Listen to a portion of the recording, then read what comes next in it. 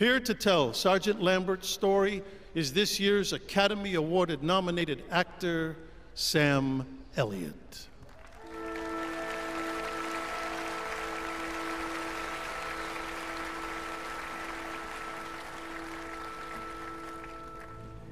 We were headed to Omaha Beach, and I was glad.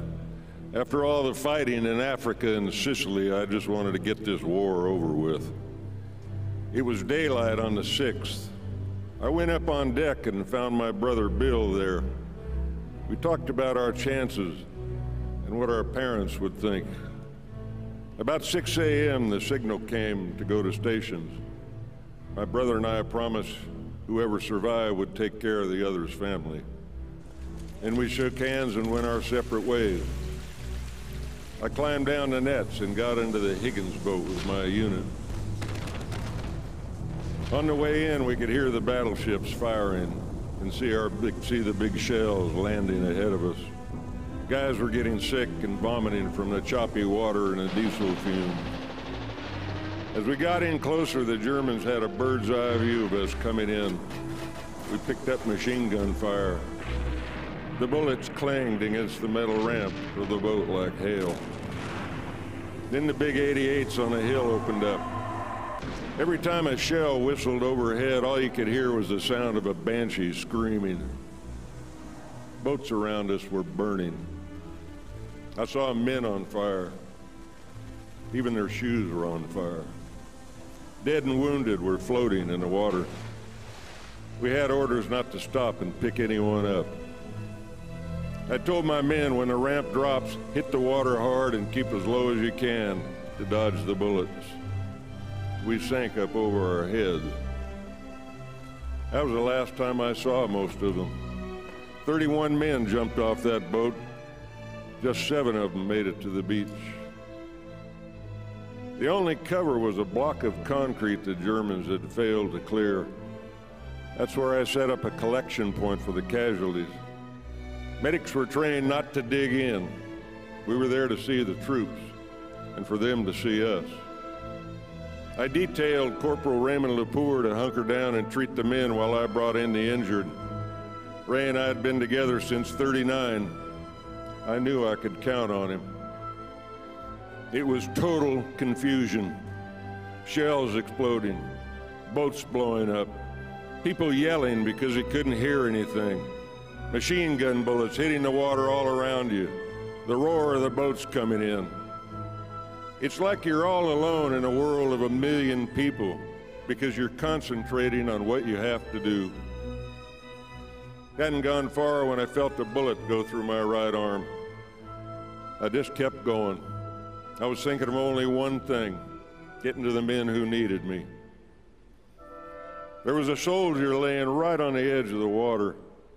One arm was almost shot off. Every time a wave would come in, that arm would be pulled back out to sea, and he'd try to reach out for it. The first thing you're supposed to do is keep a wounded man from going into shock. But he was too far gone. Nothing I could do for him.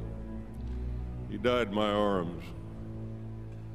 I was on my way to treat another soldier when a piece of shrapnel the size of my hand tore a hole in my left thigh. I put a tourniquet on it, gave myself a shot of morphine, and went back to work. You did the job you were trained to do. If you didn't, you died. I could feel my right arm going numb from the first bullet. Saw a guy struggling in chest-deep water. Grabbed him with my good arm just as a Higgins boat rolled in and dropped its ramp. The ramp hit me right in the back, crushed 2 vertebrae, and pushed us both to the bottom. That's when I started talking to the one guy I knew could help me. I said, God, I've asked you many times, but just give me another chance. Let me save one more person. And for some reason, that boat raised its ramp and backed out. Somehow I managed to drag his boat to safety.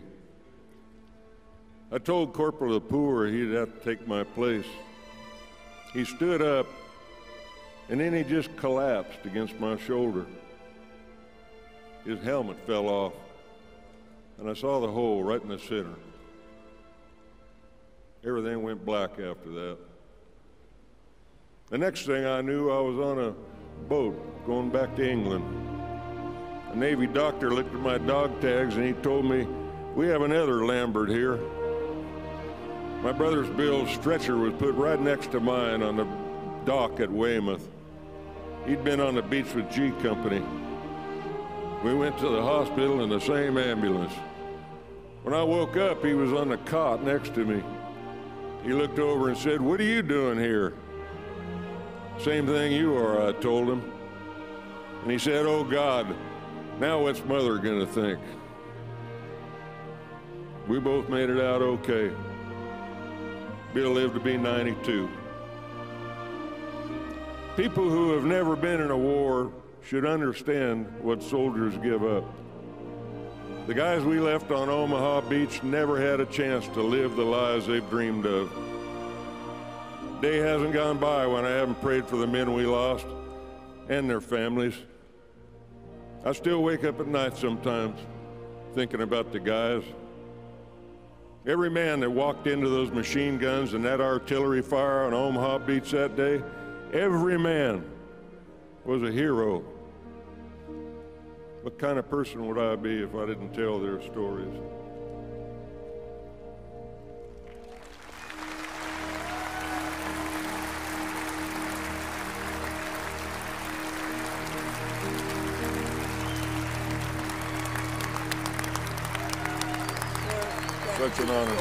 Such an honor, sir, to tell your story. God bless you.